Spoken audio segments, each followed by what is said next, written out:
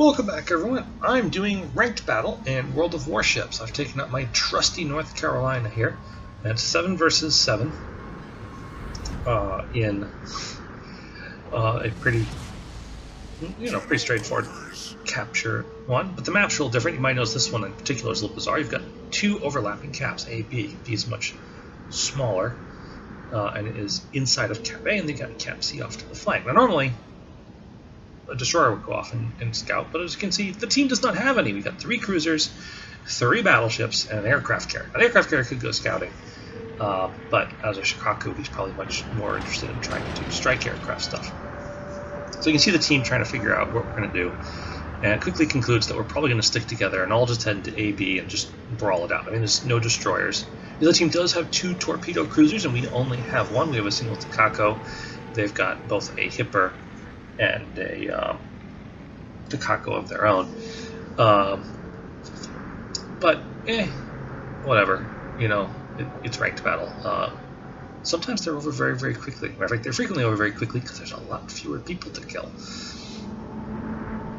Now, normally I stay out of ranked battles, but after over a year hiatus, I've come back to it because there's a new resource that I want called steel, because I would actually like to have a flint. And now you can buy the flint in the new arsenal for steel. So sure, it might take me a couple of ranked seasons to get it, but I've always wanted Atlanta with smoke. it's a giant destroyer with extra guns. Why wouldn't it want smoke? So that's actually the hopes, is that I'll get enough steel. If not, say in this ranked season, then between this one and the next one, I'll have enough steel to pick up the flint. All right, first target spotted. Oh, it's the Takako. Oh, there we go. A whole bunch of things. Most importantly, there's the enemy Hipper. For some reason, instead of the other cruisers and running for the cover of the islands over there, he's running out into the middle of the open. Well, so what I'm going to do is slow down here and turn, get all my guns to bear, and I'm just going to look at him. And then he starts to turn, and I go, oh, please, yes, please, please, yes, turn some more, turn some more. We'll just put those right there for you. And then immediately turn to starboard and get my bow point at the enemy because I wish to minimize the chances of being citadeled. You know, like just happened to that unfortunate Hipper. Okay, so their team is now down a ship already, which is not good news for them, as that Hipper went down without having done really much of anything except for getting shot. So now, bringing the bow back the other way, I can see the other 2 cruisers, the Cleveland and the Takako, are coming around the flank, but that's okay, because right now they're not really in the battle. So now it's going to be time to focus up on these battleships. They've got a Richelieu and 2 North Carolinas thrown it. Okay, right now I'm like, there's not many good targets. This guy really is the best target over here, so I lob some shells at him. But as it turns out, he's starting to turn, and I'm going to miss him entirely. Their carrier's trying frantically to dive bomb our cruisers. I guess he's got the armor-piercing bombs loaded. Whereas ours is doing a more careful torpedo strike. And that's when, full broadside North Carolina, just over 10 kilometers? Don't mind if I do. That should do some work.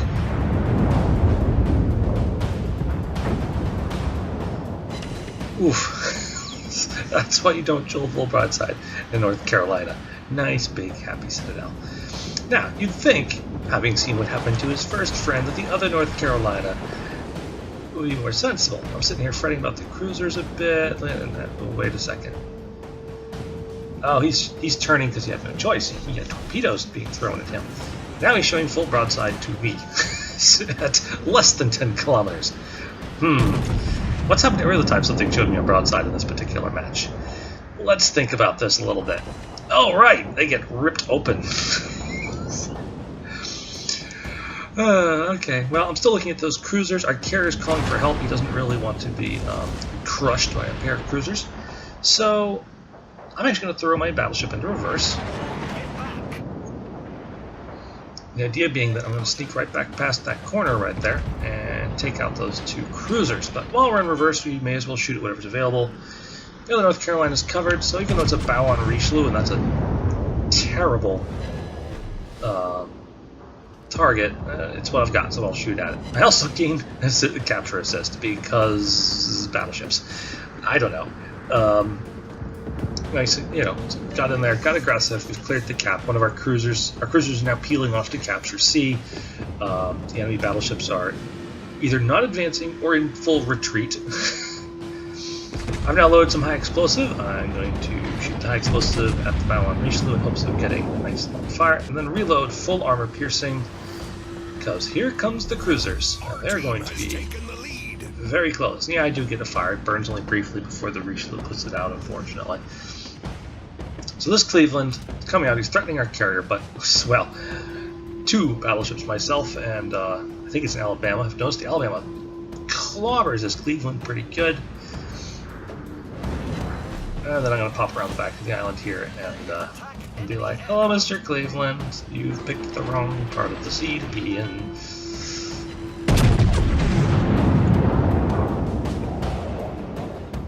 Problem solved.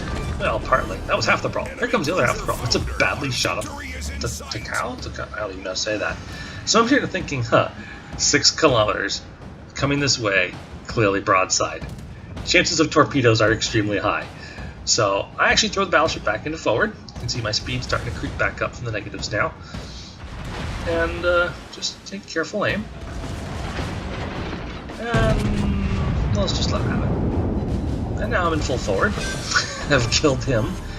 Enemy cruiser sunk. And I've left the enemy, and the enemy North Carolina went down a few moments at some point. Torpedoes to port. Oh, look. There are those torpedoes I expected. Nope, no threat to me. Alright, no threat to anyone back there. Alright, well, the enemy team is down to a very sad Richelieu and a Lexington that we haven't seen yet. And my team, well, we've lost 2 of our cruisers, but I think we've got this one in the bag. Oh, look, it's the Richelieu. Yeah, he's still bow on because he's a Richelieu.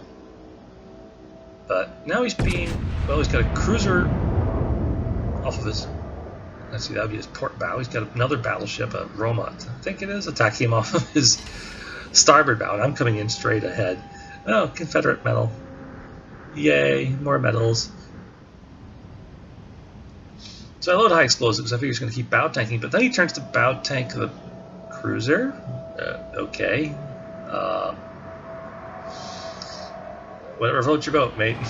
Because it ain't going to stay floating much longer. Keep doing that. So, yay, I wish I had armor piercing there, because that could have been a really good sail opportunity. But, oh well, we'll just settle for slapping it for a little bit of damage with the high explosive. Continue closing the range, because if he's not dead by the time I reload, he will die. Because I'm going to be very close. But he's showing full, absolute full broadside to the Roma. The Roma just wrecks him. The carrier drops a beautiful torpedo pattern that, unfortunately for him, is now hitting a dead ship. But hey, dead is dead, right? All we gotta do now is find the Lexington, and this match is over.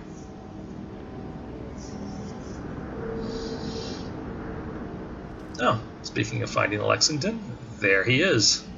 Spotted by the dive bombers from our Shikaku.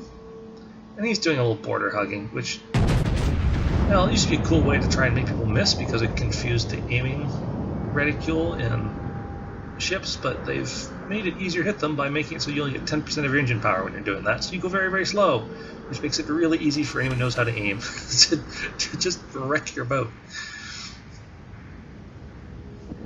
And there's the high caliber because, you know, why not?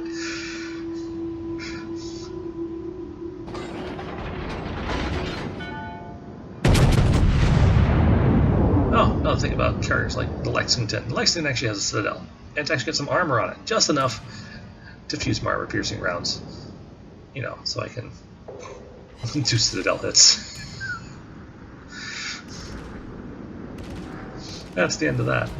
Let's take a look at the post-game stats of that one. So, I think you agree with me that match was stupidly hilarious. I mean, how many broadside on targets can one get in one match?